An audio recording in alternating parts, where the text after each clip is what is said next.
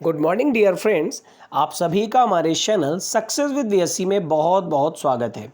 उम्मीद करता हूँ आप सभी एकदम स्वस्थ होंगे और आपकी पढ़ाई भी बढ़िया चल रही होगी। तो इस समय त्योहारों का सीज़न चल रहा है और इसके अलावा एग्ज़ाम्स का भी एक त्यौहार आ चुका है। आपको पता है जैसे कि पेट की परीक्षा भी लगी हुई है। इसके अलावा दिल्ली पुलिस के एग्ज़ाम हो रहे हैं और कई सारे एग्ज़ाम्स लगातार लाइनअप हैं।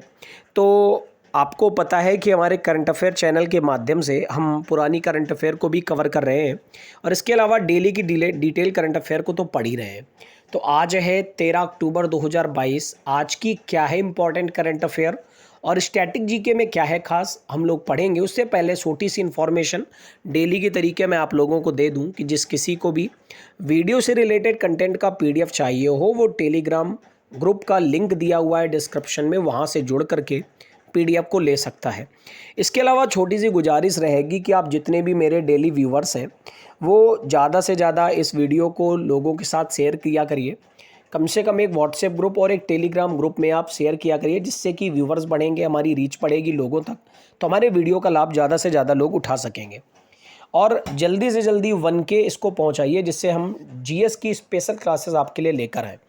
ठीक है, तो बढ़ेंगे आज की इंपॉर्टेंट करंट अफेयर की तरफ और देखते हैं क्या है आज इंपॉर्टेंट करंट अफेयर। तो पहली न्यूज़ की तरफ बढ़ते हैं। आज की पहली और इम्पॉर्टेंट न्यूज़ है जस्टिस डीवाई चंद्रचूड़ भारत के अगले चीफ जस्टिस बनाए जाएंगे। तो सीजेआई यानी chief justice of India Bharat देश के अगले बनने जा रहे हैं। इनका नाम है डीवाई चंद्रचूड़, जो कि अब उदय उमेश ललित जी के स्थान पर बनेंगे। तो अभी तक 49वें नंबर के मुख्य न्यायाधीश हमारे देश के थे उदय उमेश ललित, जो कि अपने पद से हटने जा रहे हैं और अब जाकर के न्यायमूर्ति चंद्रचूड़ 9 नवंबर को अपने पद पर आसीन हो जाएंगे 50वें मुख्य न्यायाधीश के रूप में। उम्मीद करता हूं ये पॉइंट आपको समझ में आ गया होगा। और एक पॉइंट और याद रखिए, इनका कार्यकाल 2 साल का रहेगा। तो न्यूज़ ये है कि जस्टिस डीवाई चंद्रचूड़ हमारे देश के अगले चीफ जस्टिस बनने जा रहे हैं। 49वें नंबर के चीफ जस्टिस थे उदय उमेश ललित और अब डीवाई चंद्रचूड़ 50वें नंबर के चीफ जस्टिस बनने जा रहे हैं भारत के। मेरा क्वेश्चन आपसे रहेगा कि भारत के पहले चीफ जस्टिस कौन थे और चीफ जस्टिस किस एक अनुच्छेद के अंतर्गत आता है। ये दोनों क्वेश्चन आप कमेंट कॉलम में जरूर बताएंगे। उम्मीद करता हूं पहली न्यूज़ आपको कंफर्म हो गई होगी। तो बढ़ते हैं आज की दूसरी न्यूज़ की तरफ। आज की दूसरी न्यूज़ है हमारे देश के गृह मंत्रालय से। गृह मंत्री जी ने लोकनायक जयप्रकाश नारायण की 14 फीट ऊंची प्रतिमा का अनावरण किया है। कहां पर किया है? तो बिहार के सारण जिले के सीता बदियारा में लोकनायक जयप्रकाश नारायण की 14 फीट ऊंची प्रतिमा का अनावरण किया गया है। समाजवादी नेता जयप्रकाश नारायण की जयंती पर उन्होंने ऐसा किया है। तो इस पॉइंट को याद रखिएगा। बात करें थोड़ी सी जयप्रकाश नारायण के बारे में, तो जयप्रकाश नारायण को जेपी या लोकनायक के रूप में जाना जाता था। ये स्वतंत्र कार्यकर्ता थे, समाजवादी थे, इसके अलावा राजनीति नेता थे जिनका जन्म बिहार के बलिया जिले में हुआ था। और 1999 में मोस्ट इम्पॉर्टेंट पॉइंट, इनको मरणोपरांत भारत सरकार ने भारत के सबसे बड़े अवार्ड भारत रत्न पुरस्कार से भी सम्मानित किया था। उम्मीद करता हूँ ये पॉइंट आपको समझ में आ गया होगा और आपको ये भी पता चल गया होगा कि ये कितने इंपॉर्टेंट व्यक्ति हैं। ठीक है, आपको कमेंट कॉलम में बताना है कि हमारे देश के एक राष्ट्रपति हैं जिनका नाम आप अच्छे से जानते हो, एपीजे अब्दुल कलाम। उनको भारत रत्न किस वर्ष दिया गया था? आप कमेंट कॉलम में जरूर बताएंगे। बढ़ते हैं आज की अगली न्यूज़ की तरफ और अगली न्यूज़ है इंपॉर्टेंट डे से। वर्ल्ड आर्थराइटिस डे मनाया गया 2022 को, यानी विश्व गठिया दिवस। यह दिन लोगों में हड्डियों से जुड़ी गंभीर स्थिति के बारे में जागरूकता फैलाने के लिए मनाया जाता है। तो याद रखिएगा, ये आज के समय में बहुत ज़्यादा बीमारी लोगों में देखने को मिलती है, गठिया रोग। तो इस दिन के विषय में जागरूकता फैलाने के लिए हर वर्ष 12 अक्टूबर को मनाया जाता है। तो इस पॉइंट को आप याद रखिएगा। और हाँ, ये वर्ल्ड लेवल पर मनाया जाता है। आगे बढ़ते हैं अगली न्यूज़ की तरफ। अगली न्यूज़ है 2 न्यायाधीश की पदोन्नति कर दी गई और उन्हें मुख्य न्यायाधीश बना दिया गया है। ठीक है, कौन कौन से हैं? तो बम्बई उच्च न्यायालय के न्यायाधीश पीबी वराले को कर्नाटक उच्च न्यायालय का मुख्य न्यायाधीश बना दिया गया है। इसके अलावा न्यायमूर्ति एएम माग्रे को जम्मू कश्मीर उच्च न्यायालय का मुख्य न्यायाधीश बना दिया गया। उम्मीद करता हूं ये दोनों पॉइंट आपको समझ में आ गए होंगे। आप पीडीएफ को जरूर ले लीजिएगा और पीडीएफ के माध्यम से आप एक एक करंट अफेयर को रिवाइज करते चलिएगा। पहला पॉइंट, बम्बई उच्च न्यायालय के न्यायाधीश पीबी वराले को कर्नाटक उच्च न्यायालय का बनाया गया और A.M. माग्रे को जम्मू कश्मीर उच्च न्यायालय का मुख्य न्यायाधीश बनाया गया। थोड़ा डिटेल में इस चीज़ को जानते हैं। तो जम्मू कश्मीर उच्च न्यायालय के वर्तमान मुख्य न्यायाधीश पंकज मित्तल को राजस्थान उच्च न्यायालय का मुख्य न्यायाधीश बना दिया गया। इसके अलावा P.B. वराले को कर्नाटक उच्च न्यायालय का मुख्य न्यायाधीश और A.M. माग्रे को जम्मू कश्मीर एवं लद्दाख उच्च न्यायालय का मुख्य न्यायाधीश बनाया गया। उम्मीद करता हूँ ये पॉइंट आपको समझ में आ गया होगा। जैसा कि आपको पता है कि जम्मू कश्मीर और लद्दाख की उच्च न्यायालय दोनों एक ही हैं, जिनको जाना जाता है जम्मू कश्मीर एवं लद्दाख उच्च न्यायालय के नाम से। ठीक है, आपको पता है जम्मू कश्मीर और लद्दाख हमारे देश के केंद्र शासित राज्यों में गिने जाते हैं। उम्मीद करता हूँ ये पॉइंट आपको अच्छे से समझ में आ गया होगा। तो बढ़ते अगली न्यूज़ की तरफ। अगली न्यूज़ है एक अपॉइंटमेंट से, और अपॉइंटमेंट किनका है तो अनंत नारायण गोपाल कृष्णन को सेबी में पूर्णकालिक सदस्य के रूप में नियुक्त किया गया है। तो पूर्व बैंकर हैं अनंत नारायण गोपाल कृष्णन को भारतीय प्रतिभूति और विनियमन बोर्ड यानी सेबी के चौथे पूर्णकालिक सदस्य के रूप में नॉमिनेट किया गया है। आपको पता होना चाहिए सेबी क्या है। तो भारत में शेयर मार्केट की नियामक है SEBI, security exchange board of India. कौन सा एक्ट आया था जिसके तहत सेबी की स्थापना 1992 में की गई थी, ये तो मैंने आपको बता दिया। आपको कमेंट कॉलम में बताना है कि कौन से एक्ट के तहत सेबी की स्थापना हुई थी। ठीक है, उम्मीद करता हूँ आपको ये पॉइंट अच्छे से समझ में आ गया होगा। बढ़ते हम लोग अगली न्यूज़ की तरफ और देखते हैं अगली इंपॉर्टेंट न्यूज़ क्या है।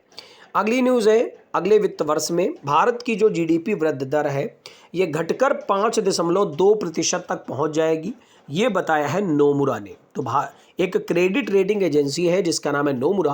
कहाँ की है तो जापान की है। जापान की ब्रोकरेज फर्म है नोमुरा। इसने भारत की GDP वृद्धि दर को बताया है कि 5.2% रहेगी अगले वित्तीय वर्ष में, यानी 2023-24 में। उम्मीद करता हूँ ये पॉइंट आपको समझ में आ गया होगा।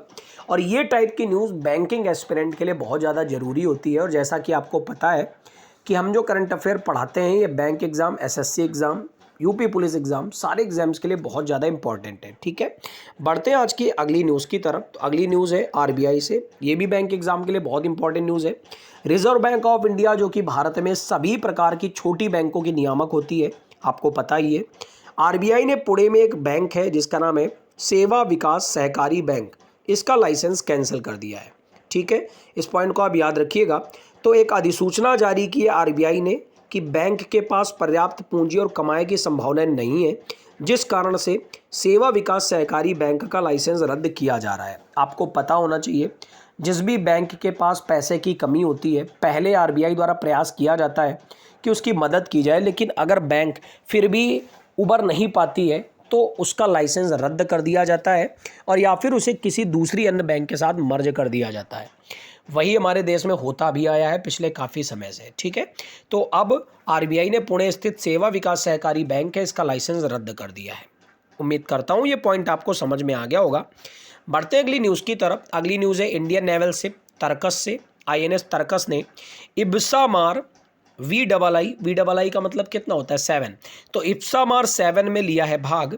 तो INS तरकस ने 10 से 12 अक्टूबर 2022 तक चल रहे भारत, ब्राज़ील और दक्षिण अफ्रीका की नौसेनाओं के बीच जो संयुक्त बहुराष्ट्रीय समुद्री अभ्यास हो रहा है इब्सामार, इसके 7वें संस्करण में भाग लिया है। इस पॉइंट को याद रखिएगा। ठीक है, पिछले संस्करण की बात करें इब्सामार तो 2018 में आयोजित किया गया था और इस बार 2022 में आयोजित किया गया है, तब INS तरकस ने भाग लिया है भारत से। इस पॉइंट को याद रखिएगा। इस टाइप की न्यूज़ आजकल आपके एग्जाम्स में बहुत सारी बनती हैं। बढ़ते हैं आज की अगली न्यूज़ की तरफ। तो आज की आखिरी न्यूज़ क्या है? आज की आखिरी न्यूज़ है स्पोर्ट्स से, और न्यूज़ ये है अमेरिका के टेनिस खिलाड़ी हैं जिनका नाम है टेलर फ्रिट्ज। इन्होंने जापान ओपन टेनिस चैंपियनशिप पुरुष एकल का खिताब जीत लिया है। फाइनल में अमेरिका के ही प्रतिद्वंदी फ्रांसिस टियाफो को हराया है और फ्रिट्ज के करियर का चौथा और 2022 सीजन में इनका तीसरा खिताब है। फ्रिट्ज जापान ओपन का खिताब जीतने वाले 10वें अमेरिकी खिलाड़ी बने हैं। इस पॉइंट को आप याद रखिएगा। ठीक है, बहुत ही ज़्यादा इंपॉर्टेंट न्यूज़ है। आजकल स्पोर्ट्स से रिलेटेड बहुत सारे क्वेश्चंस आते हैं, तो मैं नहीं चाहता हूँ आप कोई भी क्वेश्चन एग्जाम में छोड़ कर आएँ। ठीक है, बढ़ते हैं इस वीडियो की एक और इंटरेस्टिंग पार्ट की तरफ जो कि है रिवीजन। तो ओल्ड करंट अफेयर में जुलाई महीने के पहले सप्ताह का दूसरा पार्ट में लेकर आ चुका हूँ। तो चलिए बढ़ते हैं और पढ़ते हैं बिना किसी देरी के। पहला पॉइंट है दिल्ली के मुख्यमंत्री अरविंद केजरीवाल के अनुसार निःशुल्क राशन देने की योजना 30 सितंबर तक बढ़ा दी गई थी। इस पॉइंट को याद रखिएगा। महाराष्ट्र सरकार ने किस IPS अधिकारी को मुंबई का नया पुलिस आयुक्त नियुक्त किया था? तो इनका नाम था विवेक फणसालकर। डेयरी और पशुपालन मंत्रालय ने 28 जून 2022 को किस शहर में one health pilot project launch किया? तो बेंगलुरु में। आपको केवल इतना याद रखना है, वन हेल्थ पायलट प्रोजेक्ट किसके द्वारा लॉन्च हुआ? तो डेयरी और पशुपालन मंत्रालय। कहाँ लॉन्च हुआ? तो बेंगलुरु में। अब आपको क्वेश्चन ये तो पता ही चल गया होगा कि सारी जगह कुछ पूछेंगे, तो आपको कमेंट कॉलम में बताना है कि डेयरी और पशुपालन मंत्रालय किसके पास है। डीआरडीओ और भारतीय सेना ने किस राज्य में एंटी टैंक गाइडेड मिसाइल का सफलतापूर्वक परीक्षण किया? तो महाराष्ट्र में। महाराष्ट्र के बारे में आपको पता है, एकनाथ शिंदे की यहाँ पर सरकार है। महाराष्ट्र के औरंगाबाद जिले का नाम बदल दिया गया था और संभाजी नगर कर दिया गया था। अंतर्राष्ट्रीय क्षुद्रग्रह दिवस हर वर्ष 30 जून को मनाया जाता है। किस राज्य ने छोटे पैमाने पर कुटीर उद्योग विकसित करने हेतु जलकुंभी का उपयोग करके एक उत्कृष्ट उदाहरण पेश किया है? तो पश्चिम बंगाल ने। यूरोपीय संघ की कार्यकारी शाखा यूरोपियन आयोग ने जिस साल तक पूरे यूरोप में कीटनाशकों के उपयोग को आधा करने के लिए एक मसौदा कानून रखा है, तो 2030 तक यहाँ कीटनाशकों के उपयोग को आधा कर दिया जाएगा। विश्व बैंक ने कितने राज्यों की सड़क सुरक्षा हेतु भारत राज्य सहायता कार्यक्रम के लिए 250 मिलियन अमेरिकी डॉलर की ऋण को मंजूरी दी है? तो 7 राज्यों के लिए। उम्मीद करता हूँ ये पॉइंट आपको समझ में आया होगा। बढ़ेंगे इस वीडियो के सबसे इंटरेस्टिंग पार्ट की तरफ, जो कि है स्टैटिक जीके का रिवीजन। तो जल्दी से करेंगे स्टैटिक जीके का रिवीजन। पहला पॉइंट है, आज मैंने प्रमुख फसल उत्पादक देश लिए हैं। तो पहला पॉइंट है, इलायची का सबसे बड़ा उत्पादक देश वर्तमान में कौन है? तो ग्वाटेमाला। वेनिला का सबसे बड़ा उत्पादन कौन है? तो इंडोनेशिया। केसर का सबसे बड़ा उत्पादक कौन है? तो ईरान। काली मिर्च का सबसे बड़ा उत्पादक कौन है? तो वियतनाम। रबड़ का सबसे बड़ा उत्पादन कौन है? थाईलैंड। मकई का सबसे बड़ा उत्पादन कौन है? तो संयुक्त राज्य अमेरिका। काजू का सबसे बड़ा उत्पादक कौन है? तो वियतनाम। दालचीनी का सबसे बड़ा उत्पादक कौन है? इंडोनेशिया। लौंग का भी सबसे बड़ा उत्पादक इंडोनेशिया है। कोको का सबसे बड़ा उत्पादक है कोटे डी आइवर, जिसे हम आइवरी कोस्ट के नाम से जानते हैं।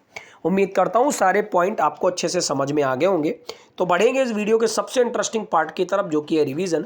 तो जल्दी से करते हैं रिवीजन। पहला पॉइंट पढ़ा, जस्टिस DY चंद्रचूड़ हमारे देश के अगले चीफ जस्टिस बनाए जाएंगे। अमित शाह जी ने लोकनायक जयप्रकाश नारायण की 14 फीट ऊंची प्रतिमा बिहार में लगाई। इसके अलावा हम लोगों ने पढ़ा, वर्ल्ड आर्थराइटिस डे मनाया गया 12 अक्टूबर को। 2 न्यायाधीशों को पदोन्नत कर दिया गया है। बम्बई उच्च न्यायालय के न्यायाधीश PB कराले को कर्नाटक का बनाया गया और AM मागरे को जम्मू कश्मीर का बना दिया गया। इसके अलावा हम लोगों ने पढ़ा, अनंत नारायण गोपाल कृष्णन को सेबी का पूर्णकालिक सदस्य बनाया गया। नोमुरा ने भारत की GDP वृद्धि दर को घटाकर 5.2% कर दिया है। RBI ने पुणे स्थित सेवा विकास सहकारी बैंक का लाइसेंस रद्द कर दिया है। INS तर्कस ने इप्सामार 7 में भाग लिया है। इसके अलावा टेलर फ्रिट्ज ने जापान ओपन पुरुष एकल खिताब जीता है 2022 का। ओल्ड करंट अफेयर करी और स्टैटिक जीके करी। उम्मीद करता हूँ इस वीडियो में आपको बहुत इंपॉर्टेंट चीज़ें मिलती होंगी। जो डेली व्यूवर्स हैं मेरे, उनको बहुत बहुत धन्यवाद। आप डेली देखते रहिए और आपको सारे पॉइंट अच्छे से क्लियर होते जाएंगे। करंट अफेयर का एक भी क्वेश्चन इस क्लास से बाहर नहीं जाएगा। आगे की क्लासेस अगर आप डिटेल में लेना चाहते हैं तो जल्दी से हमारे चैनल को 1K तक पहुंचाइए।